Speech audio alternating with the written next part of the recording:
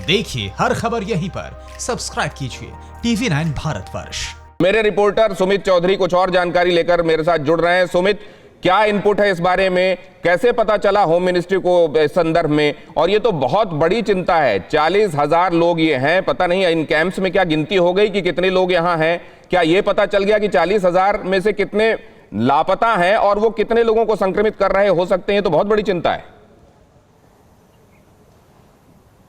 देखिए निश्चित तौर पर दिनेश, क्योंकि जो आपने पहली बार कही वही बात सबसे बड़ी है कि 16 से 17,000 लोगों के जो रोहिंग्याज हैं खासतौर पे उनके डाटाज हमारे पास हैं, लेकिन उसके अलावा बाकी के जो लोग हैं उनके डाटाज हमारे पास नहीं है। और यही मेजर कंसर्न भी है, क्योंकि दिनेश जिनके डाटाज नहीं है उनकी मूवमेंट को ट्रैक कर पाना सबसे बड़ी दिक्कत है। और जब जमात की चीजें सामने आई तो उसके बाद ये चीजें सामने आने लगी कि किस तरीके से खास तौर पर रोहिंग्याज भी इसी तरीके के जमात के दूसरे कार्यक्रमों में शामिल हुए थे।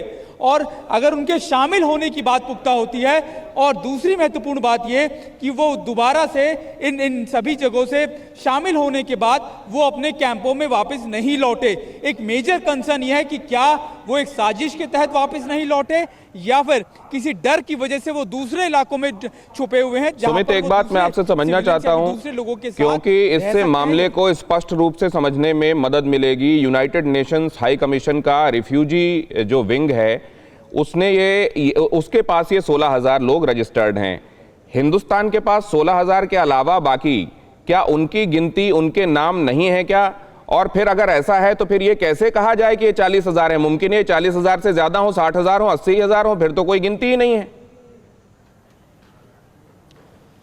देखिए जो MHA की रिपोर्ट कहती है, या MHA की जो चीज़ें हैं या फिर जो जनगणना गवर्नमेंट के हिसाब से कही जाती है, वो 40,000 के लगभग रोहिंग्यास के बारे में बताया जाता है, जो भारत के अलग अलग हिस्सों के अंदर खासतौर पे तेलंगाना, दिल्ली, जम्मू, ऐसे कई इलाकों, पंजाब, इन 4 मेजर स्टेट्स के अंदर, अलग अलग इलाकों के अंदर। लेकिन इनके डाटाज की जब बात करते हैं, इनकी लिस्टिंग की जब बात करते हैं, तो करीबन 17,000 की जो पूरे डाटाज या फिर लिस्टिंग है। इसके अलावा ये बाकी के लोग आप कह सकते हैं कि इन्फिल्ट्रेट करके या फिर गैर कानूनी तरीके से आए। और दीपक झा जिस तरीके से बात कर रहे थे वो कह रहे थे कि इसमें क्या दिक्कत है? दिक्कत यही है कि जिनकी डाटा, जिनकी जानकारी हमारे पास नहीं और वो हमारे देश के नागरिक नहीं है, वो अगर ऐसे किसी रिलीजियस फंक्शंस में जाते हैं और जब पूरे देश में लॉकडाउन है, पूरे देश के अंदर बता दिया गया है कि आपको नहीं जाना, तो ऐसे में वो ना सिर्फ हमारे पूरे देश के लिए एक बड़ा खतरा है, बल्कि उनका एक साजिश के तौर पर भी इस्तेमाल करने जाने को लेकर सवाल खड़े होने लाजमी है। दिनेश जी, मैं आपके पास लौटता हूं। सुमित, अगर कोई और स्पेशल इनपुट है तो आप अभी दे सकते हैं, वरना कुछ देर बाद मैं आपके पास कुछ और जानकारियों के लिए पहुंचूंगा। तो आपकी इजाजत से बाकी मेहमानों का मैं रुख करता हूं। शांतनु सेन साहब के पास मैं जाना चाहूंगा। शांतनु सेन साहब, क्योंकि ये खुफिया एजेंसियों से जुड़ा हुआ मामला भी है, आप क्या समझते हैं, क्या एजेंसियों से कहीं चूक हुई है ट्रैकिंग में क्या? और दूसरे, मैं ये भी जानना चाहता हूं, अगर इस बारे में आप हमको एनलाइटन कर सकें, हमारी जानकारी सीमित है कि रिफ्यूजी के तौर पर यहाँ रहने वाले, क्या किसी व्यक्ति का अधिकार उतना ही होता है जितना हिंदुस्तान में रहने वाले यहाँ के किसी आम नागरिक का?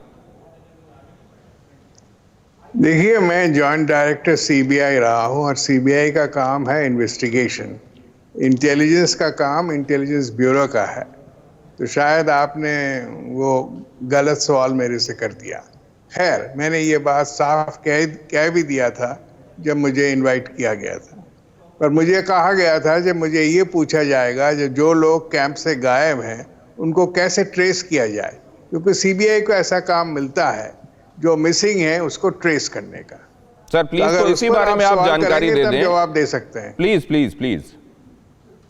तो उस पर अगर आपने सवाल किया तो जवाब इसका साफ ये है कि जो कैंप में हैं उनके डिटेल्स कैंप रजिस्टर में जरूर होंगे। ऐसा हो ही नहीं सकता कि जो कैंप्स बनाए गए हैं उसमें कोई इन्फिल्ट्रेट कर सकता है। इसको तो आप बोलिए मत। इन्फिल्ट्रेट कैंप्स में नहीं हो सकता।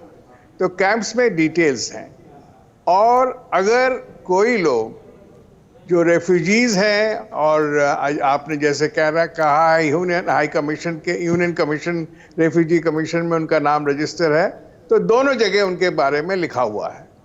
अब आप कह रहे हैं, और शायद ठीक ही कह रहे हैं, ये जमात में आए थे और जमात में आने के बाद इनको जब छोड़ दिया गया वो कैंप में वापस नहीं गए। अब काम बनता है पुलिस का, CBI का और अदर एजेंसीज का उनको ढूंढ निकालने का। तो ढूंढ निकालने के लिए तो आपकी तफ्तीश शुरू होती है जहां से वो हो गए हैं, जहां से वो निकल गए हैं और जहां पर उनको जाना चाहिए था। पहले तो आप मार्कस में देखेंगे, वहां भी वो रजिस्टर हुए थे, क्योंकि सभी लोग वहां पर जिन्होंने इस गैदरिंग में ज्वाइन किया था, इनके बारे में डिटेल्स वहां पर लिखे गई थे, हमने सुना है ये।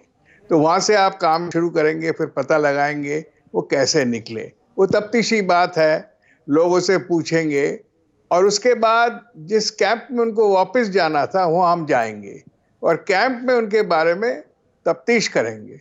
ये तो साफ बात है कि ये लोग रोहिंग्या मुस्लिम्स हैं, ये इजीली हमारे सोसाइटी में ब्लेंड कुछ जगह ही कर सकते हैं। अड़ी सोमवार से शुक्रवार शाम 6 बजे सिर्फ TV9 भारतवर्ष पर।